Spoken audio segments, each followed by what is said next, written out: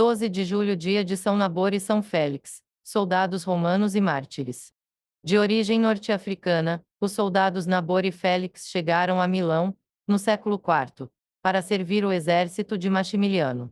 Convertidos ao cristianismo, foram expulsos das fileiras militares e martirizados em Lodi.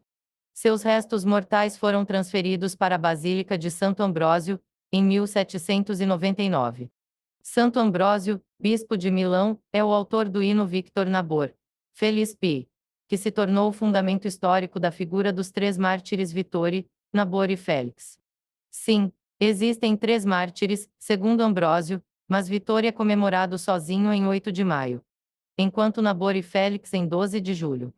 A divisão do culto, segundo uma lenda que veio depois da era ambrosiana, foi determinada pela localização diferente dos túmulos, bem como pela data. Vittore em Milão, os outros dois em Lodi. Eles eram soldados de origem norte-africana gênero Mauri Mauritânia, que vieram a Milão para servir no exército de Maximiano, governador das regiões noroeste, onde se tornaram cristãos.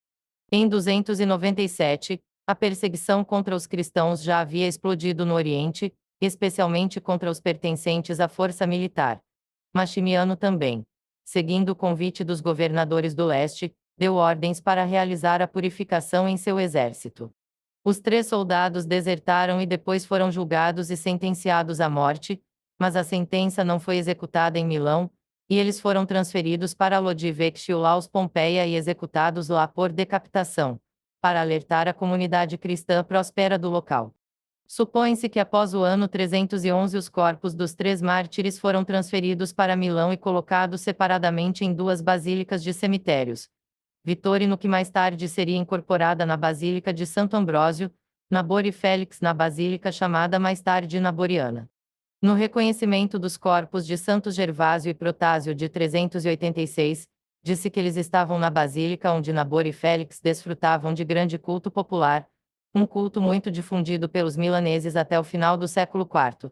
Depois, com o progresso do culto aos santos milaneses Protásio e Gervásio, a devoção a Nabor e Félix foi diminuindo durante o início da Idade Média.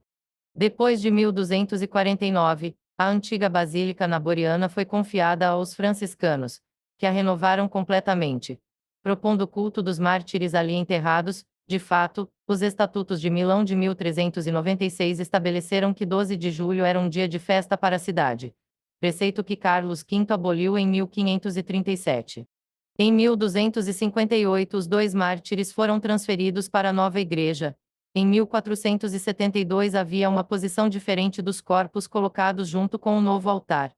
Nessa ocasião, os dois crânios foram divididos do resto das relíquias e colocados em relicários de prata especiais em forma de busto, depois exibiram, como também nos séculos seguintes, solenemente nas principais festas do altar principal.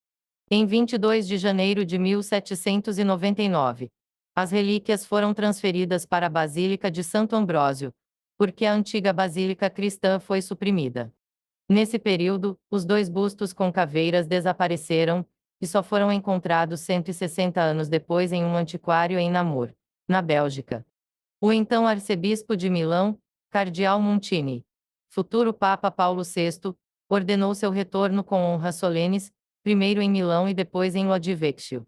Ele assim declarou: devemos-nos considerar afortunados por este excepcional episódio, que chama a nossa atenção para o estudo da nossa história religiosa, ligada, com um nó dado pelo próprio Santo Ambrósio, à memória desses santos, convidando-nos a considerar a importância que teve a veneração das relíquias na nossa espiritualidade ambrosiana, exorta-nos a reavivar o nosso culto por esses pilares da nossa fé.